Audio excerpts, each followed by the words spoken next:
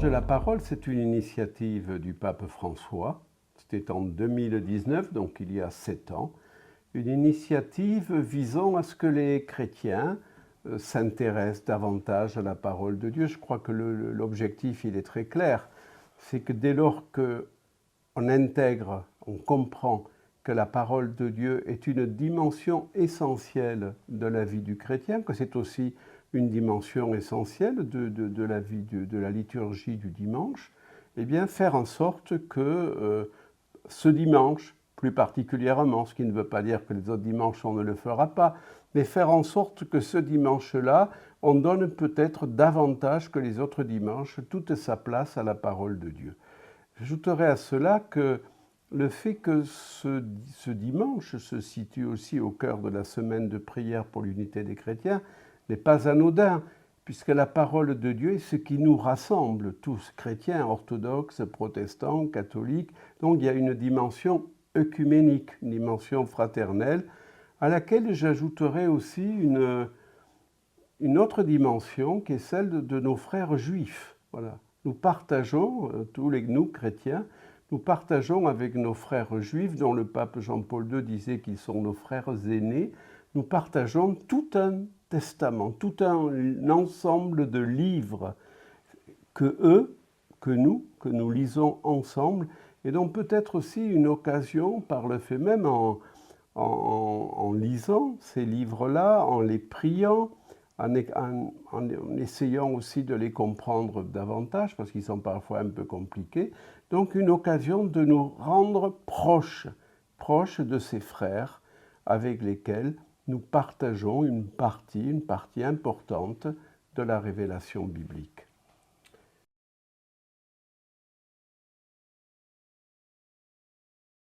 Alors, sur le territoire de notre diocèse, qui est vaste, il y a environ une trentaine de groupes bibliques qui se répartissent à peu près, on va dire, qui suivent à peu près la densité de la population du département.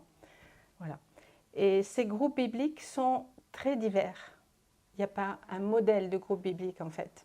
Il y a des groupes qui se réunissent par exemple une fois par semaine, à raison d'1 heure, en un lieu précis, et qui très très vite partagent la parole et réagissent à cette parole-là.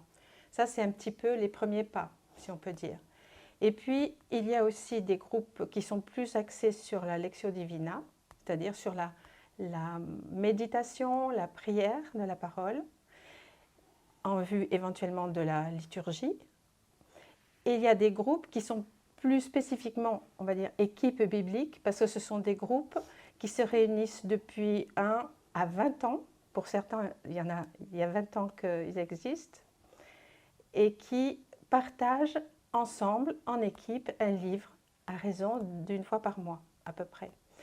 Et c'est toutes les façons de partager la parole sont bonnes à partir du moment où on le fait en église, où on le fait de manière fraternelle et en respectant le texte tel qu'il est.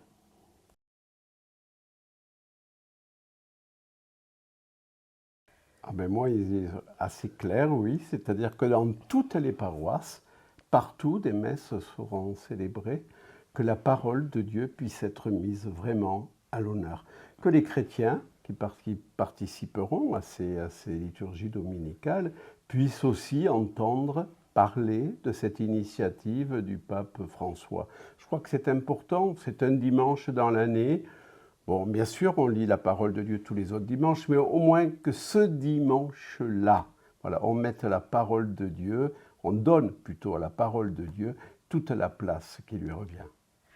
Et puis moi, je souhaite à tout chrétien confirmé ou chrétien qui se cherche, de découvrir la joie de partager la parole en équipe, pour lui-même déjà, pour progresser humainement et dans sa foi, et parce que ces groupes, ce sont de véritables petites églises où se vit la fraternité, la foi, le partage de la foi et évidemment la découverte de Jésus.